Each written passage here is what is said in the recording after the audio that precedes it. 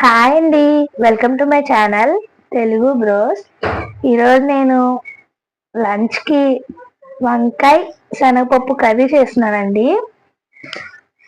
నా స్టైల్లో చేస్తున్నాను. ఒకసారి మీరు ఒక్కసారి ఇలా ట్రై చేసి చూడండి.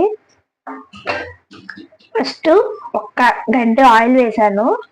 దానిలో ఫస్ట్ ఆనియన్స్ హీట్ అయిపోయిందండి. ఆనియన్స్, చిల్లీస్ అవి ఫ్రై అవ్వాలి. కొద్దిగా ఆనియన్స్ గోల్డెన్ కలర్ లోకి వచ్చే వరకు ఫ్రై చేసుకోండి.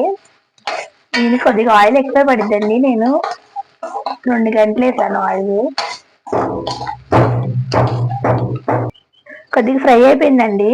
ఇప్పుడు అల్లం వెల్లుల్లి పేస్ట్ ఒక 1.5 టీ స్పూన్ ఉంటుంది. ఫ్రెష్గా దంచుకొని వేసుకోవాలి, బాగుండిద్ది. ఫ్రెష్గా దంచుకుంటే కచ్చా పచ్చాగా చేసుకోండి, బాగుండిద్ది టేస్ట్. పచ్చివాసన పోయే వరకు ఫ్రై చేసుకోవాలి. కొద్దిగా ఫ్రై అవ్వాలి.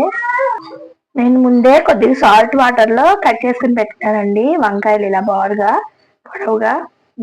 దీంట్లో యాడ్ చేసుకుందాం. దీంట్లో యాడ్ చేసేస్తున్నాను. ఇప్పుడు వెంటనే మనం సాల్ట్ వేసేసుకోవాలండి, లేకపోతే అవి కలర్ చేంజ్ అయిపోతాయి. వెంటనే సాల్ట్ కొద్దిగా వేసేసుకుందాం. ఇప్పుడు మిక్స్ చేసేద్దాం. మగ్గిపోవాలండి ఆయిల్లో.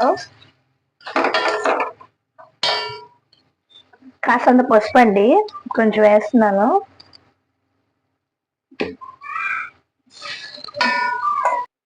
ఫస్టే నేను ఇది ఉడకబెట్టుకున్నానండి, ఒక్క విజిల్ ఉంచాను. కొద్దిగా ఎక్కువ మెత్తగా కాకుండా ఒక మాదిరిగా చేసుకున్నాను. ఇప్పుడు ఇది కూడా వేసేద్దాం. ఎక్కువ కూడా వేసుకుంటే బాగోదండి, కొంచెం తగ్గట్టు వేసుకోండి, ఒక చిన్న కప్పు. ఇప్పుడు ఈ మగ్గిపోవాలి, బాగా ఫ్రై అవ్వాలి. ఒక 10 మినిట్స్ ఉంచుదాం. అలాగా మూత పెట్టవసరం లేదండి, అదే మగ్గిపోద్ది.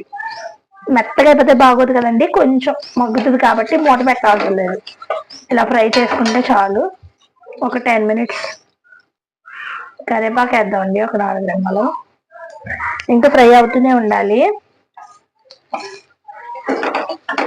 మూత ఏం పెట్టుకోకండి, మెత్తగా అయిపోద్ది. ఇలా మూత తీసే ఫ్రై చేసుకుంటూ ఉండండి. మూత పెట్టేసుకుంటే ఈ పప్పు అనేది ఇంకా మెత్తగా అయిపోయి దీంట్లో కలిసిపోద్దండి, అప్పుడు తినలేం, బాగోదు. కాబట్టి ఇలా మూత వేస్తే మగ్గిపోద్ది కదండి వంకాయ, ఫాస్ట్గానే చేసుకోవాలి. ఇంకా కొంతసేపు ఉంచాలండి. దీనిలోనే కారం వేసేద్దాం. ఒక 2 స్పూన్స్ వేస్తున్నాను అంటే మీరు ఎక్కువ వేసుకోండి. నేను మసాలా వేసాను కాబట్టి 2 స్పూన్స్. ఇది ఫ్రై చేసుకోవాలి, పట్టేలాగా ఫ్రై చేసుకోండి. అరగంటకుండా చూసుకుంటా ఉండండి. ఆయిల్ అంతా పైకి తేలాలి. ఇలా కారం పట్టించేసి ఫ్రై చేసుకుంటా ఉండాలి. కొంచెం ముక్క పెట్టబడే వరకు ఫ్రై చేసుకుందాం.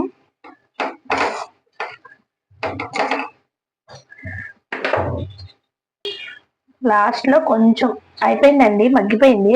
ఆయిల్ పైకి వెళ్తుంది కదా. గరం మసాలా వేస్తున్నాను కొంచెం, 1 స్పూను. ఇప్పుడు ఒక్కసారి కలిపేసుకుందాం. మెత్తగా అయిపోయింది చూడండి వంకాయ, మగ్గిపోయింది. మనం శనగపప్పు ఫస్ట్ ఉడకబెట్టుకోకపోతే కొద్దిగా వాటర్ వేసుకోవచ్చు. ఈ టైంలో నేను ఫ్రై లాగా ఉంటుందని చెప్పి నేను ఫస్టే బాయిల్ చేస్తాను శనగపప్పు, కాబట్టి మొత్తం ఫ్రై అయిపోయింది. గ్రేవీ ఇలా కాకుండా కొద్దిగా ఫ్రై టైపు, ఇగురు టైప్ వచ్చింది.